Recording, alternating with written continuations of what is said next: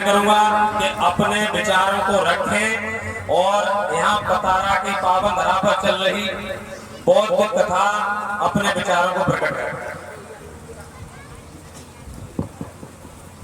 सबसे पहले आप सबको पता है, वो तो मैं बाद में बताऊंगा, लेकिन सबसे पहले मैं बोलूंगा बुद्ध भगवान की, तो आप सब बोलेंगे दया हो। बोलो गौतम बुद्ध भगवान की, गौतम बुद्ध भगवान की।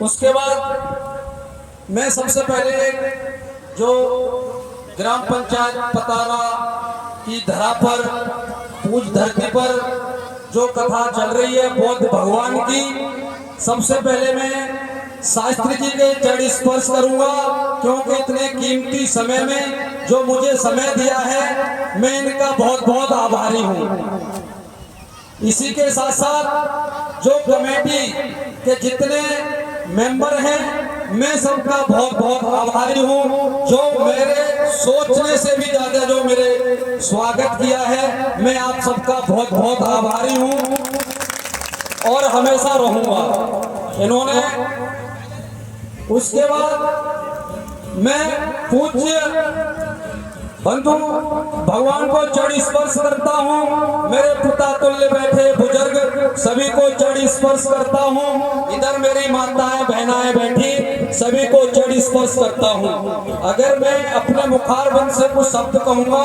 अगर उसमें कुछ गलतियाँ होती हैं तो मुझे क्षमा करें, क्योंकि मैं आप सबको पता है कि फौजी हूँ और फौजी को राजनीति के बारे में ज्यादा ज्ञान नहीं है। उसको सबसे ज्यादा ज्ञान है तो बॉर्डर पर गोली चलाने का। अगर आप कहोगे कि गोली वहां मारनी है तो मैं आपके सामने गोली जहां टारगेट दोगे वहां ठोक सकता हूं। ये आप सबका आशीर्वाद है। तो राजनीति के बारे में मुझे इतना ज्ञान नहीं है। उसके बाद मैं आप सबसे कहना चाहूंगा, मैं आपका बेटा, आपका अपना रिंकू भाई, फौजी, गांव नगला नहार। और आप सबको पता है फौजी का सबसे प्यारा क्या होता है, एक सल्यूट होता है। तो मेरा आप सबसे निवेदन है, मेरा सल्यूट स्वीकार करें सभी को। जय हिंद, बहुत बहुत धन्यवाद।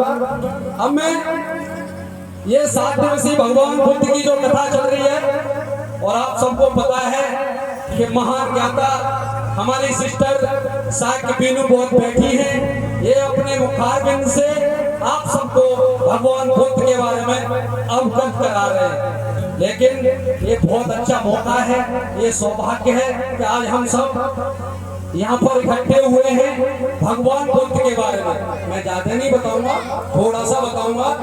भगवान बुद्ध एक ऐसे थे, उन्होंने हमें ऐसी शिक्षा दी है। सबसे पहले उनके अंदर कोई जात धर्म मजहब ये सब नहीं होता था। उनके लिए सभी धर्म जाति सब एक ही है।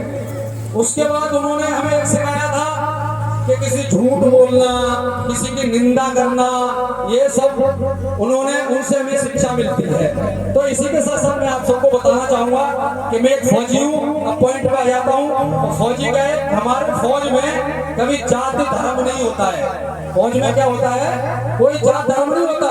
फौज में एक ही जाति होती है, वो क्या है, सिर्फ और सिर्फ इंडियन आर्मी। इंडियन आर्मी का क्या मोटो है, एक गोली और एक दुश्मन।